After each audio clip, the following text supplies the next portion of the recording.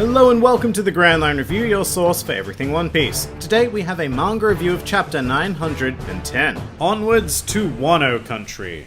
So this week felt distinctly familiar, as all sailing chapters do. Sometimes I complain about how we really don't get a lot of sailing on ships in this pirate-based manga, but in reality there's just not a hell of a lot of story to tell whilst isolated aboard a ship. Not in this series anyway. With that said, I'm incredibly surprised at just how quickly we've reached Wano. Oda really is not messing around here, which is good and bad. Great because I for one want this damn arc to kick into gear already, but I can't help but feel like we've had a bit of a Game of Thrones syndrome happen here. And what I mean by that is particularly referring to the later season where all of a sudden people can just move freely around Westeros, covering distances that would take entire seasons previously in less than an episode. Luffy's group moved from Totland to Wano extraordinarily quickly, or at least it feels that way. And to me, it makes the world feel slightly smaller and a tiny bit less realistic. And yeah, I know that's a dumb thing to say about a manga with magical fruit, mermaids, and cyborgs, so it's a minor complaint, but hey, that's what reviews are all about. So as is customary with each new arc, we have some new Straw Hat outfits, not Luffy though. He's returned to his classic post-time skip look, which I really like. But the standout here is Nami's new outfit, actually. It reminds me a lot of something that Robin might wear, very leggy and covers a bit more of the breastal region than most female outfits. Come to think of it, it's very Robin from Thriller Bark specifically, especially with the simple patterning adding a nice bit of necessary detail. I also quite like the idea of it being black as it's displayed here in the manga form, but I've resigned myself to the fact that the anime will probably make it some stupid color. But for now, well done Oda, it's a nice sleek choice. I am however a little underwhelmed by Brook though. His outfit also evokes Thriller Bark, and I think that his fashion has come so far since then that it's a shame to be reverting back. It's classy, I guess, but I'm gonna be honest, I really miss the Soul King look. I just want Brook in that crown at all times because he looked amazing. But meh, I'm sure everyone's outfit will change eventually on Wano anyway, so let's go with this for now. Speaking of visuals, much like how Totland turned the environment into a Disney film, Wano seems to be turning everything into a stereotypical Japanese painting, and I am completely on board with this, especially after seeing the octopus with the Hachimaki around its head. I'd also like to note the very Hokusai-esque waves. There's a lot of character happening in this area of the world, which is why I don't really care that not a lot technically happened during this chapter. I've read a lot of comments saying stuff like, meh, boring chapter, or Oda really needs to pick up the pace. But this chapter beautifully displays the groundwork that makes this series so great. Within one chapter, I am now completely invested in the style that is Wano, even more so than last week when we were actually on the island. And there are just so many beautifully drawn pages that I find myself gazing upon them for a much more extended amount of time than I ever did anything from the Reverie chapters. They were very story-centric, with shocking events occurring one after another. The art was completely secondary. But here we have the exact opposite, where the art takes center stage and the story gets to chillax for a bit. Not every chapter can be Shanks talking to the Gorosei, because if it were, it would become a soap opera with needless cliffhangers, and as an audience, we'd burn out. But you know what? We do get one teeny tiny nugget of intrigue about the world at large through the newspaper that the crew are reading. Well, not reading, more like cutting up really. But there's a pretty damn important figure on the front of that paper, and it's some dude named Kaido. And the article continues to name Big Mom as well. So I suspect the news of their alliance has spread, and the Straw Hats cutting out pieces of newspaper is going to make this one hell of a shock. And just as a side note, fuck being the photographer who was charged with taking a photo of Kaido. Like, can you imagine that assignment? Alright, we want you to get close enough to one of the 4 emperors of the New World. Not only that, but arguably the most terrifying of the 4 emperors. So props to whoever did it, they got a decent shot, and I'm assuming they lived to tell the tale. But another really weird thing here is that we don't see a photo of Shirahoshi in the newspaper, which is odd because Morgans practically fell in love with her at first sight, so you'd figure he'd showcase her in some way, possibly even on a double-page spread. Plus, you know, Fishman royalty on the Blue Sea would be incredibly big news, so I'm not entirely sure what's going on there. And just a final note on the newspaper, my favorite panel has to be the photo of Wapol looking all smug. Not so much because of Wapol, but because of Dalton in the background, just staring at his former king with utter disdain. It's just a beautiful piece of artwork, I love it. So in predictable beginning of the arc manner, the Straw Hats appear to have been forcibly split up once again, in a very similar sort of vein that happened on Fishman Island actually. It's pretty funny really, of all the things you cannot predict in One Piece, this is one of the very few constants you can count on happening. So yeah, it's a bit tired, but I understand why it needs to happen. Splitting up the characters leads to more efficient storytelling because you can bombard the readers with a lot of information emanating from a wide variety of different sources. Whereas if you keep an entire group together, your only choice is linear progression, which makes learning new information quickly very difficult because your group needs to move from source to source in a somehow compelling manner. By necessity, it also means that some characters get pushed into the background and become useless because there's only so many people who can act at once in a large group. So yeah, the standard separation has to happen, although there's a bit of a twist this time around in that Luffy is the one who gets stranded with the Sunny. Usually when the Straw Hats separate, it's a good excuse for Luffy to adventure and stumble into a bizarre or important place. But that's much less of an option now because he's very much weighed down by the ship. He can't just leave it out there in the open because, well, there are vicious giant baboons with katana. But you know, with the appearance of all of these cool animals, Kaido's interest in Wano is making a lot of sense all of a sudden because of his whole beast motif. But regardless, this is an interesting situation for Luffy. I suspect the result will be encountering some new or even familiar character who will be able to take care of the Sunny, while Luffy goes and does Luffy things.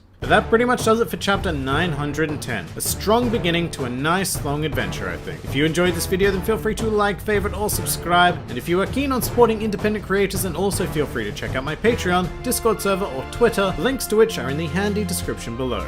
This has been the Grand Line Review, and I'll see you next time.